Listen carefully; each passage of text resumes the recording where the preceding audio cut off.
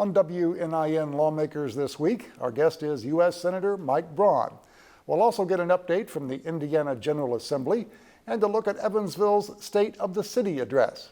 That's coming up next on WNIN Lawmakers.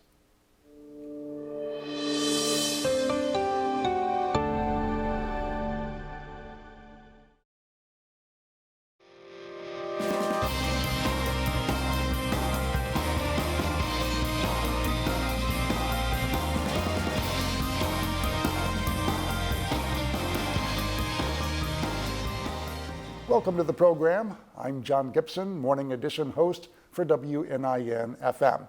Today our guest, representing Indiana in the United States Senate, is Senator Mike Braun. Before we speak with him, though, here's a quick update from Indianapolis. Indiana Public Broadcasting's Brandon Smith reports on the week at the State House. The new two-year state budget was bolstered by billions of dollars in the session's final days, both with federal COVID-19 relief money and increased state revenues. That led to an unprecedented increase for K-12 education funding and long-awaited provisions meant to raise teacher pay. Across 150 lawmakers, only 5 voted against the budget, support not seen in recent memory. But not included in the budget was a break for Hoosiers who received unemployment benefits last year. The federal government allowed some of those benefits to be tax deductible. Hoosier Republicans opted not to do the same for the state income tax, arguing Indiana has always taxed those benefits. And language slipped into a bill near the end of session bans the state or local governments from issuing or requiring so-called COVID-19 vaccine passports, showing proof of immunization status. Unlike earlier provisions offered in session, however, the final measure does not put any restrictions on private businesses. For Indiana Public Broadcasting, I'm Brandon Smith at the State House. Joining me via Skype from Washington, D.C., it's U.S. Senator Mike Braun of Indiana. Senator Braun, thank you so much for joining us today. Hey, my pleasure. All right, well, let's start with the guilty verdicts this past week in the Chauvin trial in Minnesota. The George Floyd Justice and Policing Act passed the House last month. The U.S. Senate has yet to take any action on it. What steps do you think need to be taken, if any, to address excessive police force against Black Americans? So we just discussed that today at lunch, and Tim Scott, the senator from South Carolina, had fleshed out a bill back, it seems like close to a year ago. And that same bill is now being used as a template, and it'll discuss all the areas that the George Floyd bill will. And to make a quick comment on the verdict up there, I think that was such a rare instance in terms of being able to see it. The whole country basically saw all the evidence, and I think the verdict came out where I expected it to be. And I think that it still is the main driver behind what the one side of the aisle wants to do, and I think what Tim Scott and Republicans, and there have been some movement within that bill itself that takes it to a little bit more aggressive level. I weighed in heavily on trying to get something that would find a place that could get to some type of bipartisan discussion. And I think so much has happened since then. When you look at all the stuff that's gone on in large cities across the country, where most of these horrific acts end up happening, that it's made it a really difficult discussion because it stigmatized law enforcement so badly when it's so few that end up committing such egregious acts. And it's given me a different way to look at it, because you're going to have trouble staffing any police departments if you'd go into the territory that some on the other aisle are looking at. And I've engaged since the initial conversation with the Sheriff's Association, state police, the FOP, the entire gamut, and listened to their side of it. And I think to put at least Hoosiers at ease, our law enforcement across the board, I think, does a good job. They're interested too in places where you can tweak training, maybe try to do things a little differently to avoid these situations that keep coming up and up again. But they're also wondering, how they're going to staff their departments when you've got nonsense like defunding police departments and that extreme conversation. We're right now at a point where I think if you look at what Tim Scott's trying to do with the Republican bill, it'll get a pretty good distance towards some of the things that the other side of the aisle is talking about without the extremism embedded in it. What are some of those things that you see as extreme in the George Floyd Justice in Policing Act? Well, let's talk about the one qualified immunity. That is something that on further inspection, when I was discussing it, I wanted to eliminate frivolous lawsuits. But there was discussion that you couldn't even touch it without making it more apt that individuals can get sued. So I think that the Democratic bill wants to get rid of qualified immunity. And Tim Scott said that there's been some discussion that only the entity could be liable, because the more I learned that if any individual carries that ultimate liability, you're not going to have anybody that wants to become a law enforcement officer. That'd be one big difference.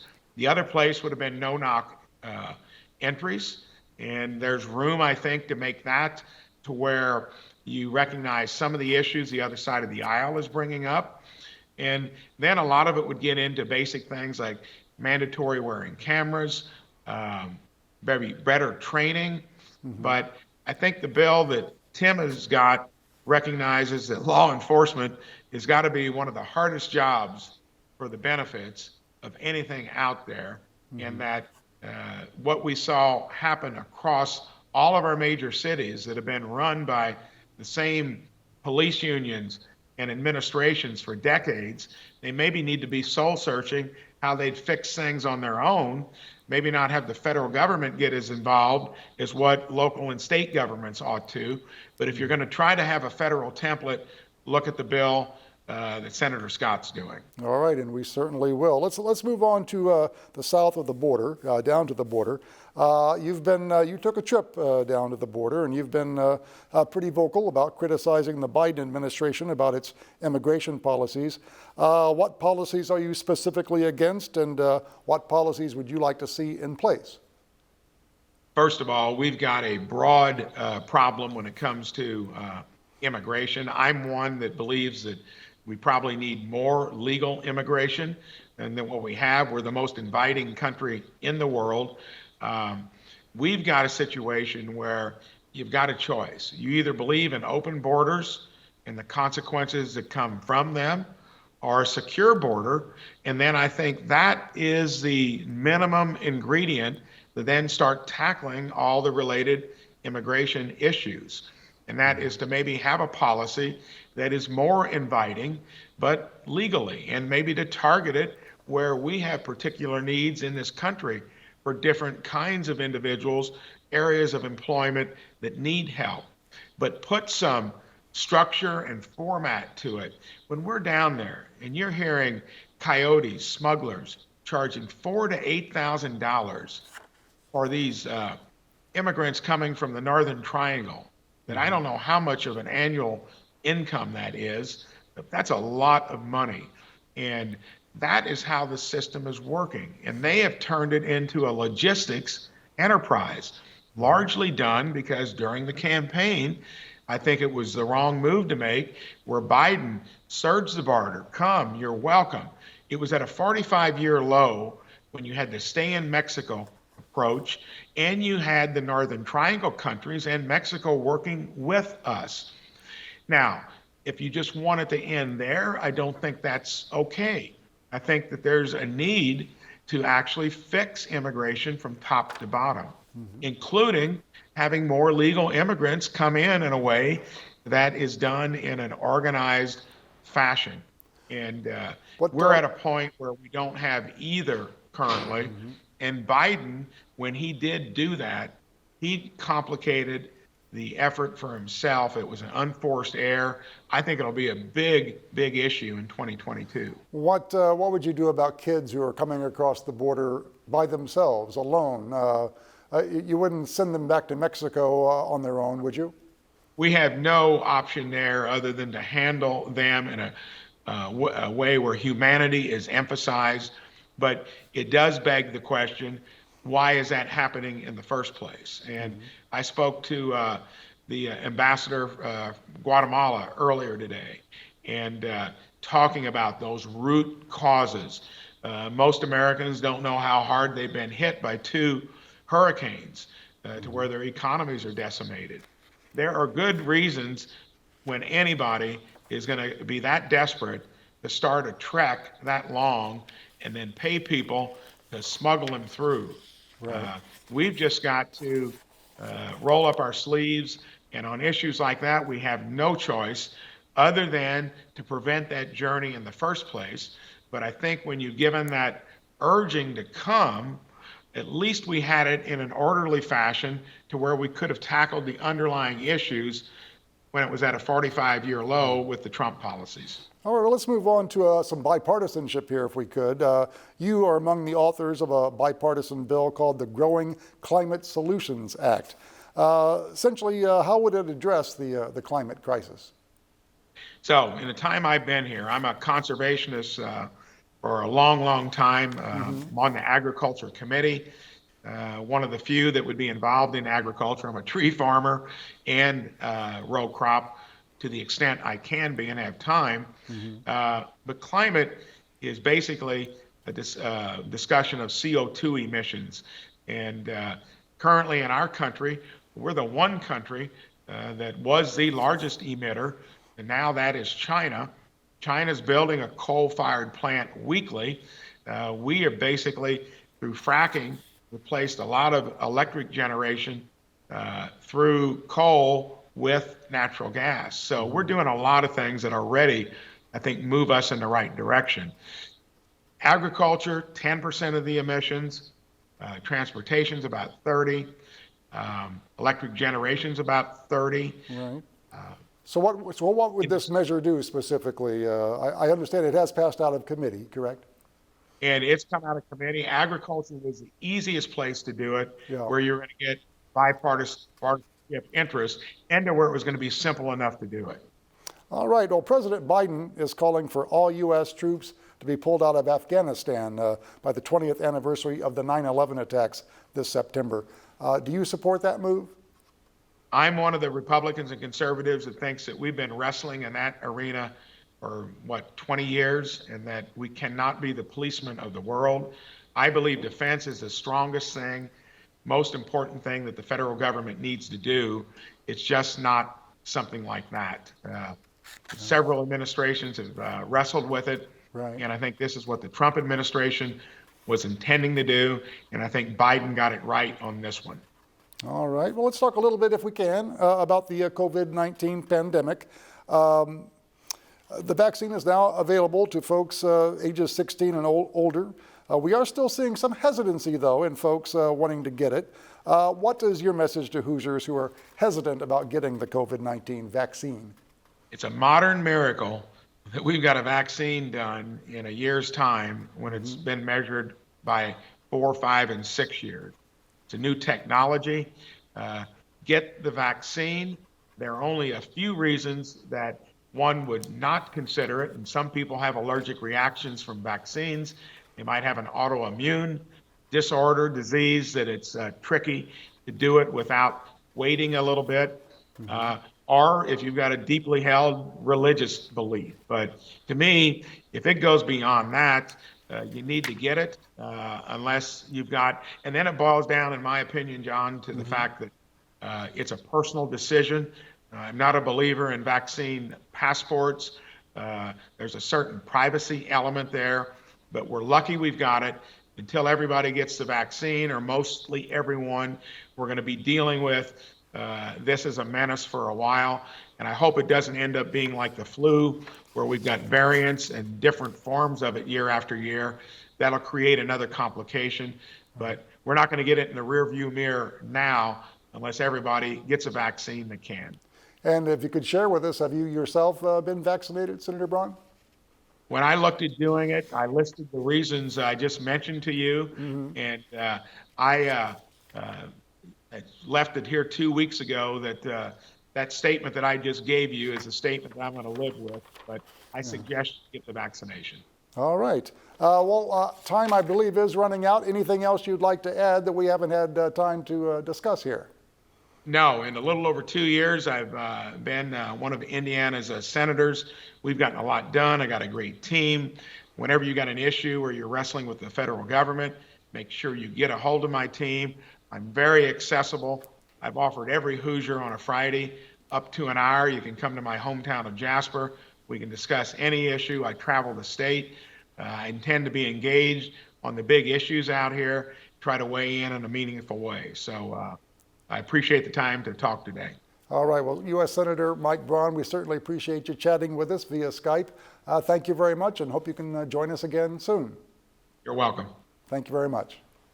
Now, here are some updates from more of our local representatives. Extraordinary, really, when you think about where we started and where we are today, and that's just what this press conference is an update on where we are in the process. Still have a few more hurdles to clear, but there's a high level of confidence that we're going to not just be on schedule, but ahead of schedule with a budget that we can all be proud of for the next 2 years that will fund our shared priorities, that among the administration and the Senate and of the House. And you'd have to not be paying attention to have missed that we have had several recent economic indicators that point to Indiana's vibrancy and point to Indiana's engine of growth that has put us in this pole position and has enabled the state of Indiana to make key investments in our future and where we want to arrive at in 2030, 2040. We're going to make those investments now. I think that we are living in a rare time and place and space, and we're going to seize the day, and you're going to see that reflected in this budget. This budget truly is transformational. It's transformational when it comes to investments we're going to make in people first and foremost, obviously our state's greatest asset. It's going to allow people not just to have more hope than ever, but it's going to help them realize new opportunities in their lives.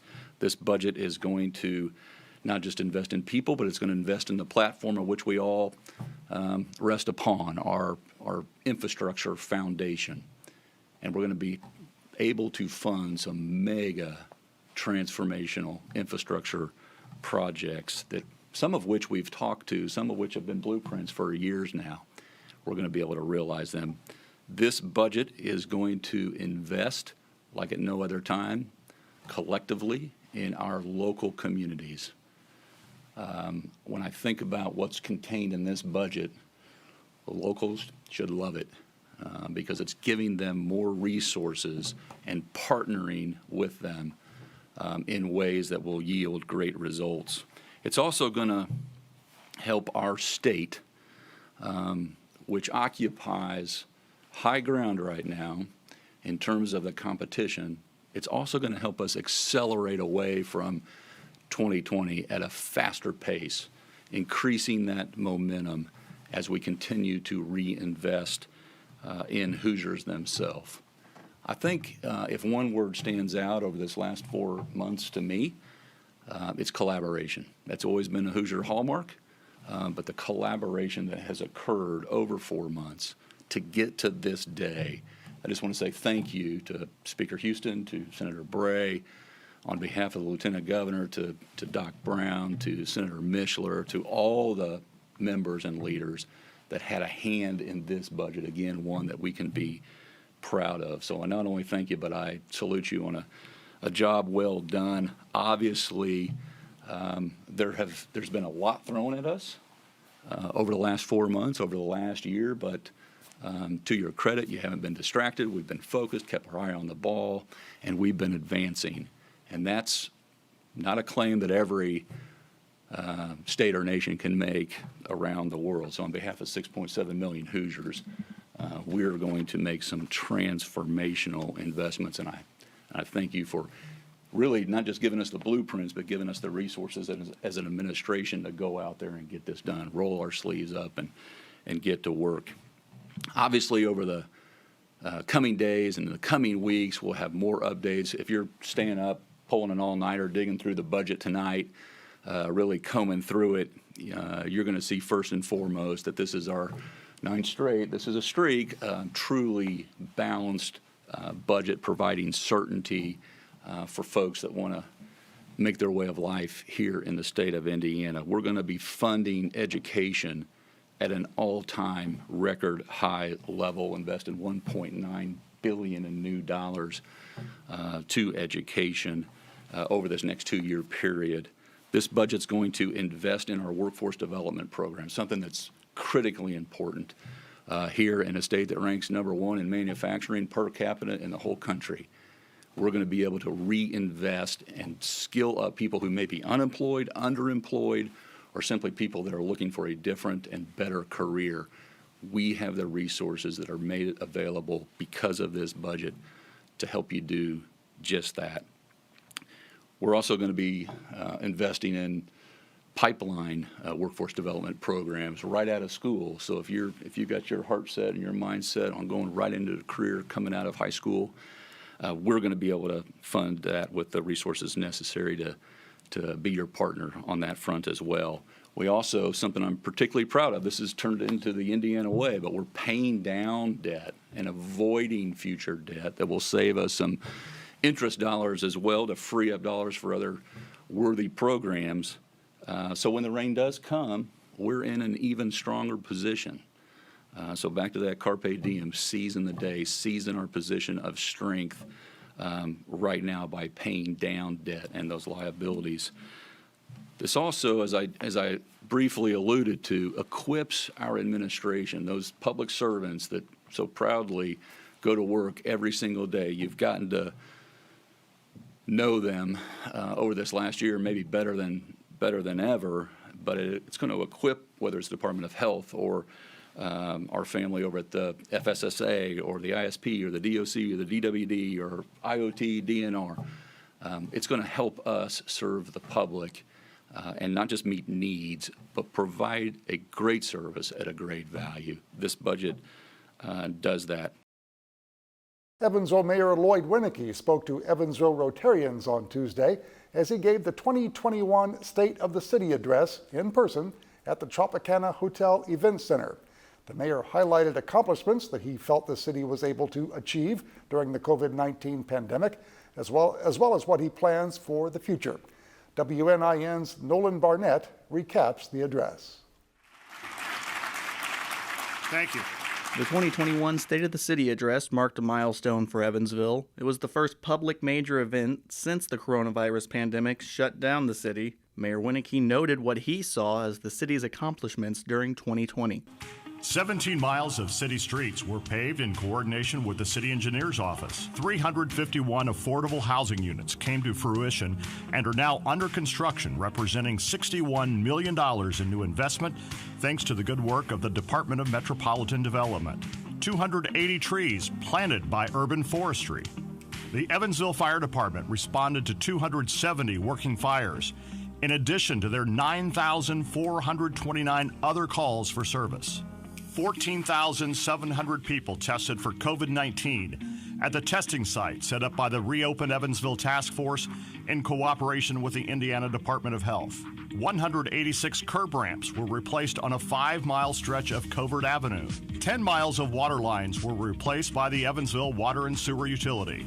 Our street maintenance crews filled 13,186 potholes last year. Hey, let me have a hand of that.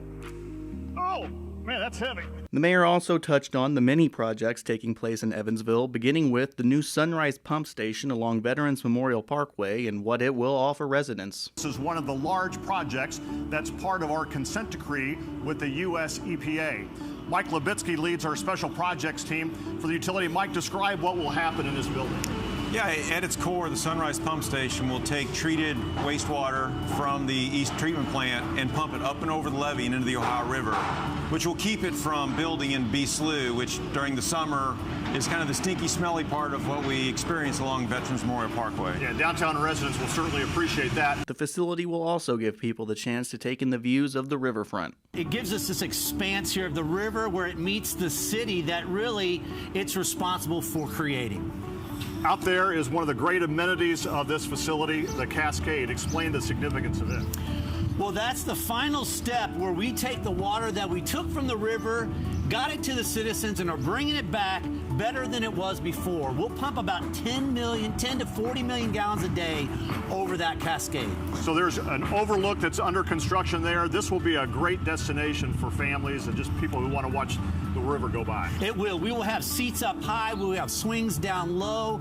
There'll be a connection to Mickey's Kingdom. It's really going to be a great place. Construction is set to wrap up and open to the public by the end of next year. Then Mayor Winneke spoke about the Deaconess Aquatic Center. One of the things we looked at was not only the competitive side, but also the recreational side, something that in the past we've not been able to offer. So we've beefed up that, partnered with the YMCA to offer programming from learn to swim programs to adult aqua aerobics. Those kind of things will just enhance the use of this facility.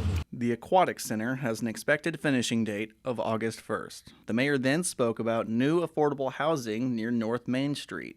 The Forge has 3 3-story buildings and 1 4-story building. This $28 million investment will produce 180 workforce housing units with studios, 1- and 2-bedroom apartments. Rents will be based on income. Qualifying tenants can earn 61 to 120% of the area's median income. Some units may be ready for leasing later this year. And work is expected to begin at 420 Main Street in downtown Evansville this year. There's a 6-story building on the side of the tower and a 4-story building at 4th and Sycamore. These will be mixed-use developments with apartments, office, and restaurants. The old AstroTurf Park, you may remember that, at 4th and Main, will be developed into a new park setting to complement the new construction. To watch the mayor's full State of the City address, you can find it on our website at video.wnin.org. For WNIN, I'm Nolan Barnett. Thanks again to Senator Braun for joining us this week. Our last show of the year will be next week, and our scheduled guest is Lieutenant Governor Suzanne Crouch. I'm John Gibson of WNIN FM. Thanks for joining us for WNIN Lawmakers.